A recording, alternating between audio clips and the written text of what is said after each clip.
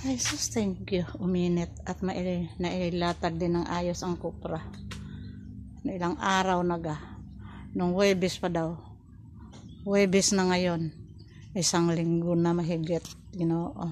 Ayun pa, may langka pa doon. 1 linggo na mahigit. Ano na. Huwebes pa to niya inumpisahan daw. Paano?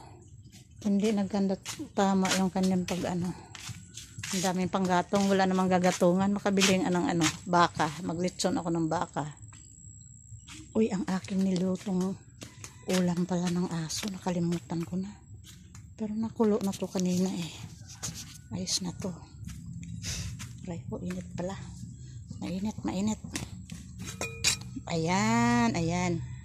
Bango. Ulam ng aso yan. Sinaing ko may kalamyas lang ang pang-asim. Ay, hindi yan aso. Wala na palang aso. Nagkandamatay ang aso din Ayun ko ba? Pusa. Ulam pala ng pusa yan. Ulam ng pusa. Saan ba yan isasabit? Dapat isabit lang yan kasi tinutungkab ng hindi kayo matanggal din tinutungkab ng mga may aso din nila dayo kinakain. Minsan natungkab yung pagkain, ubos ang isang kaldirong sinaing na isda halos. Dyan nakasabit ang kaldiro dyan. Yan, ganito yung ayaw pakialaman ng kanyang kusina din pag aray nasunog din liyab kasama sa bahay kasi kadugtong doon ang dami pa namang kahoy Gayan. Ang daming panggatong. Dati hindi sila nagkukupras, pinabayaanan lang ang niyog. Nagkanda bulok. Kasi konti lang naman ang niyog nila Pero pag naiipon, dami din yan. May mga wala yatang 1,000 yung kinupra. Nasa mga 700 o 800. Walang libo yan.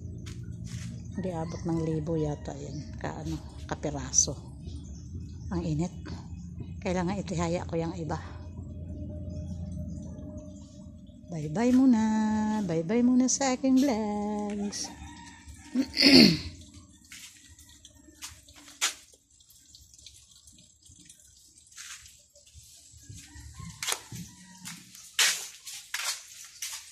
Bye-bye you.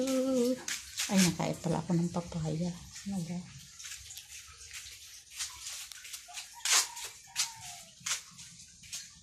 Dito na lang ako dadaan kasi para may tsinelas din at mag-ano ako ng niyog. Tataob ko yan. Ibubuklad ko yan. Bye bye, watch my vlogs.